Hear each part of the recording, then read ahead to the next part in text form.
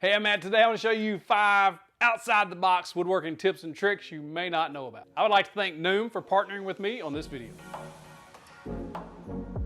Number 1 on the list is we're going to be using Plasti-Dip for several purposes in the wood shop. Let me show you. If you have F-style clamps with these metal jaws, you know that these little plastic pieces that go on there, they come off really easy and you lose those, or while you're clamping, you can see it moving on you and it's just annoying. And most of the time though, you're going to lose that. This Plasti-Dip is what we're going to use to coat the top of this. I'm also going to coat a few other things to show you how useful it can be in the shop. Using the Plasti-Dip, all I did was open it and stirred it up really good for probably about 60 seconds, and then you slowly dip your whatever you're dipping, this in this case the clamp, in there. They say at a rate of about 5 seconds per inch. And then I left it submerged probably 15 or 20 seconds before removing it at the same rate. I also dipped several different pieces of a clamp in there to see if it would hold up or how well it would do on each piece. And then I also tried the hammer handle just to give it a little more grip, because why not? I got it here, might as well use it. And then these pair of channel locks, I'm going to dip these because they're missing their little covers. Stick around close to the end of the video. We're going to check back in on that Plasti-Dip. It has to dry or fully cure in 4 hours. Number 2 on the list, dry fitting dowels. Dowel joiners are a great way to add a next level to your woodworking if you've just been using pocket holes, because this hides the joint. It's a super strong joint. But when you go to dry fit things, a lot of times they get stuck because it's such a tight fitting joint.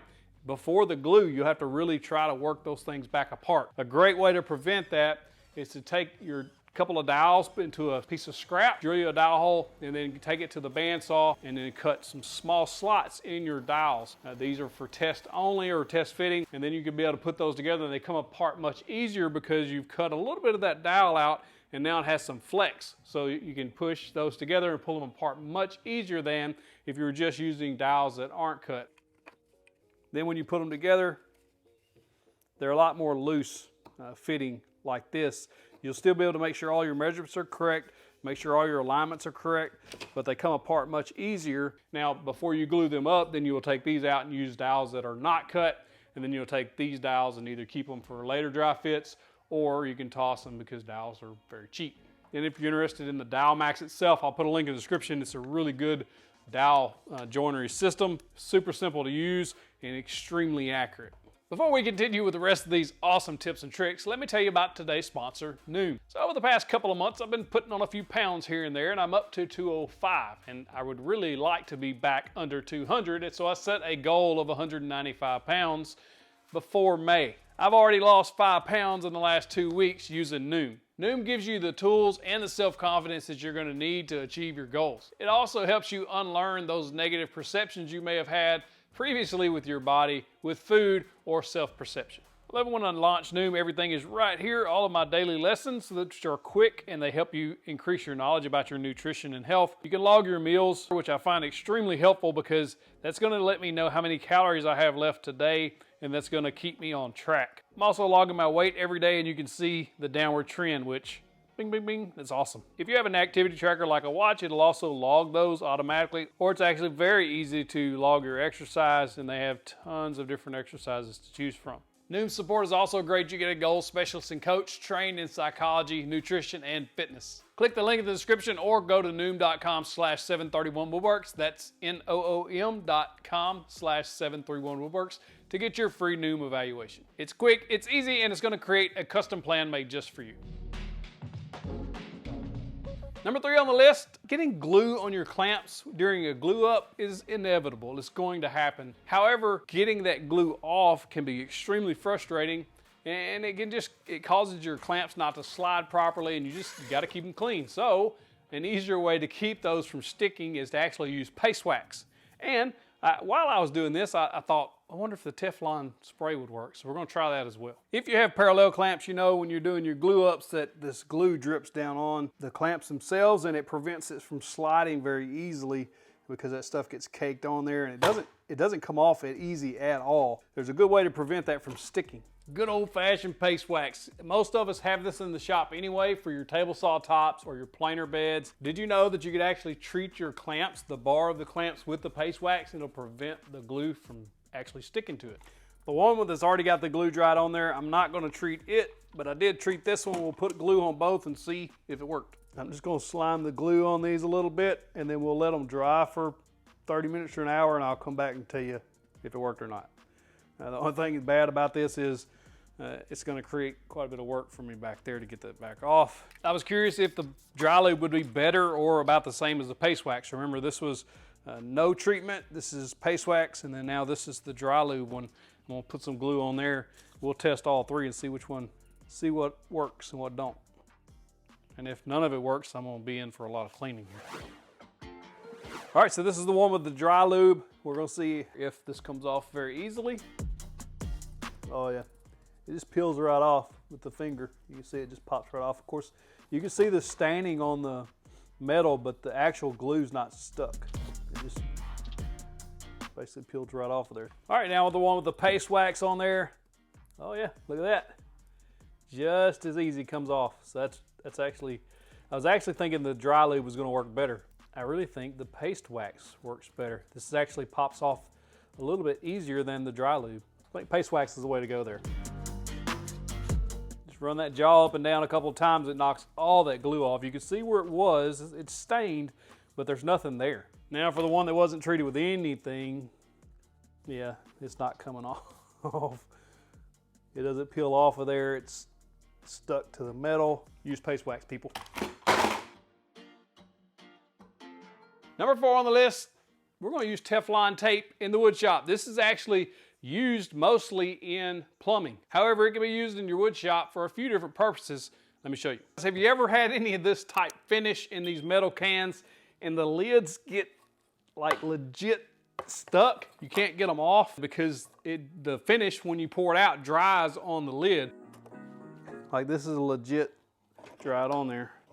You can see how that finish is just, it sticks and dries into the grooves of the cap when you get ready to tighten it back down. An easy way to prevent that is just simply use Teflon tape. Now you can buy this tape at any of your hardware stores. Just go with the threads. In other words, you're going to go clockwise.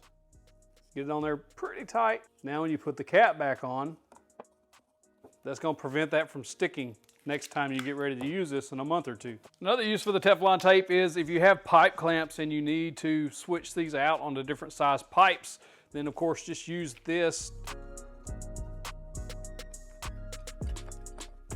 Use it on your pipe clamps, that way it prevents that pipe from rusting to your clamp as these get older and you take them on and off and use them on different size pipes.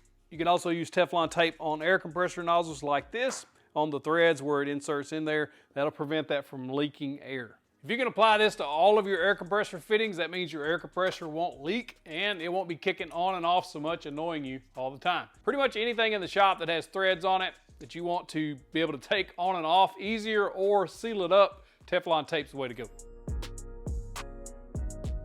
Number 5 on the list, we're going to use kerf cuts to prevent squeeze out. There's several reasons why you may want to do this on a panel glue up, or if you're just gluing decorative pieces. Let me show you how it works. If you're gluing up, say, several pieces together, and especially for the top side of a project, you don't want to have to clean up a bunch of glue, or there's a reason why you don't want any glue up there at all. If you'll take one piece and cut a small kerf like this, about 1/8 or 3/16 or 1/4 down from the top, that's going to prevent that glue from squeezing out.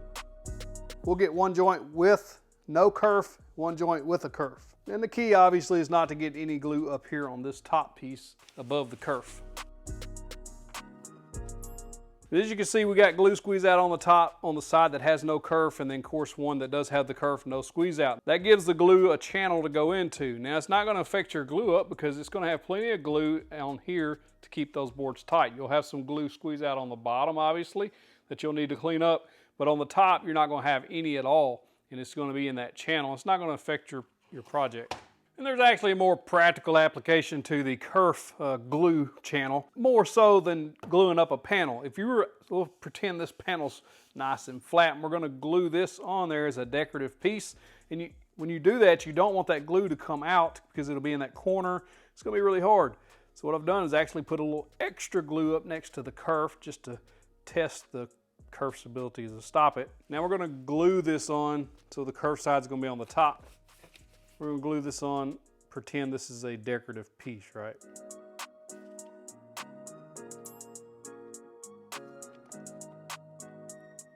All right, we got glue squeeze out on the bottom, but on the Kerf side, there's no glue squeeze out. You can see that it actually is pushed into the channel. That way it never comes out the top. So if you're putting on decorative pieces, you don't want that glue to come out. All you have to do is cut about an 1/8 inch, maybe less, of a Kerf right there close to the top. That'll prevent any glue from coming out, and it'll keep you from having to worry about cleanup. Now you can actually put a Kerf on the top and the bottom and just put the glue in the center. It'll never come out either side. So it's been about 5 hours since this one was put on, this dip, but it actually feels like it's stuck to the metal. You could probably take some other metal object and get it off. As far as durability goes, I mean, it's on there. And the purpose of it was so that we wouldn't have any marring or scuffing and scarring of the wood. I mean, it serves its purpose. This one I actually dipped a handle just to see if it give me a little extra grip versus the plastic on these. It's a little grippier, a little bit.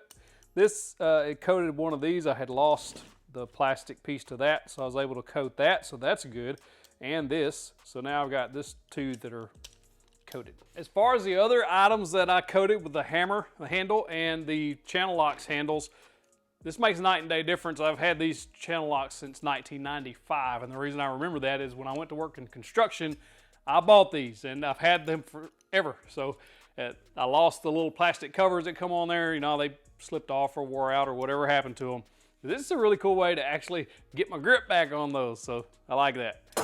As far as the handle goes on the hammer, it's actually really cool because it bonds to that wood and it gives it a nice grippy feel. I mean, I'm not really hammering on things with this. This is more of a tap in place type mallet, but I like that it has a little extra grip now. I just wanted to try it out.